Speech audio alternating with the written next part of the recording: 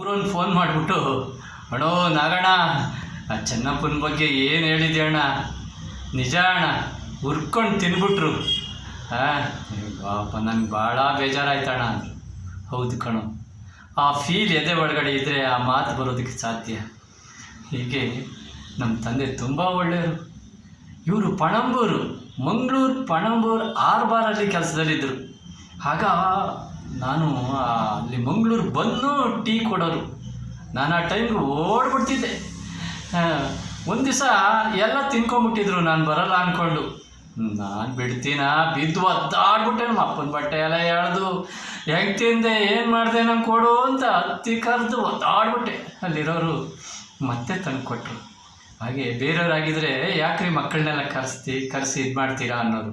ನಮ್ಮ ತಂದೆಗೆ ತುಂಬ ಬೆಲೆ ಇತ್ತು, ತುಂಬ ಒಳ್ಳೆಯವರು, ಅಂತ ದೇವರಂತ ತಂದೆ. ಹಾಗೆ ಎಲ್ಲಾದರೂ ಇರು, ಎಂತಾದರೂ ಇರು, ಎಂದೆಂದಿಗೂ ನೀ ಚೆನ್ನಪ್ಪನ ಮಗನಾಗಿರು. ಚೆನ್ನಪ್ಪನೇ ಸತ್ಯ, ಚೆನ್ನಪ್ಪನೇ ನಿತ್ಯ.